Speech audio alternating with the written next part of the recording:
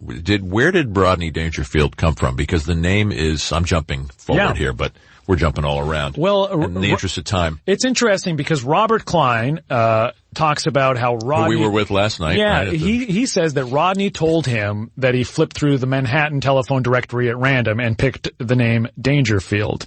But there are 2 episodes of the Jack Benny program on radio in the late 40s that use the name Rodney Dangerfield. And if you listen to that show, there were these recurring characters, 2 female telephone operators. Jack Benny would pick up the phone and say, "Oh, hello, operator. Could you get me Murray Hill 52600?"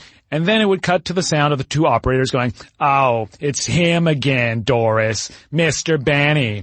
Well, what are you doing after work, Helen?" "Oh, I'm gonna go see a new movie with my favorite matinee idol." "Who's that?" "Rodney Dangerfield." And it got a big laugh because it was this weird name. That joke appears in 2 different radio episodes in the late 40s. So, coincidence? Well, I'd been told that Rodney got his new name. He had been known as Jack Roy. He was born Jacob Cohen. Changed it to Rodney Dangerfield around 62, that his manager, this guy Roy Duke, had suggested the name Rodney Dangerfield. Will Jordan's manager, right? Yes. Yeah. But he had to change his name.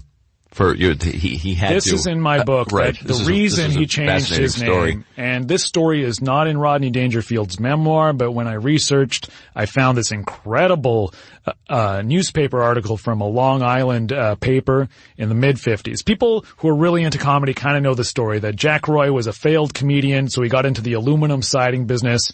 Then got out of it, got back into comedy, changed his name to Rodney Dangerfield. And if you read Rodney's memoir, he says, "I made a good living selling aluminum siding, but I wasn't living, so I had to get back into showbiz."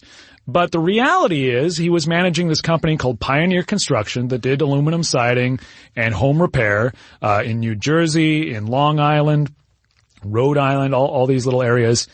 And he was the subject of an FBI sting operation because it was a scheme. It was a high-pressure, if you ever see the Barry Levinson movie Tin Men, he was one of those guys, pressuring and exploiting widows who had lost children in war, saying, "I served with your son in Korea, and now thanks to the GI Bill, I can get you excellent discounts on home repair and aluminum siding. If you would just sign right here, we can give you a great deal." The reality is he was charging 10 times what the work was worth, or sometimes not doing the work at all and taking the money. So his whole company was monitored by the FBI for a year, and then they broke into his house at 5 a.m. and arrested him. And there's a newspaper story that says Jacob Cohen. This story? No. Yeah. Jacob Cohen, better known as Jack Roy, was arrested in an early dawn raid. And I did ask that of Robert Klein, like, have you heard the story? He goes, yeah, Rodney was kind of cloak and dagger about it. He did mention it, but he didn't get into the specifics, and he didn't serve jail time. But he had this now stigma about him under the name Jack Roy. So there's a theory, that is mine, that he changed his name to Rodney Dangerfield to erase the stigma of this FBI arrest. It's a good theory.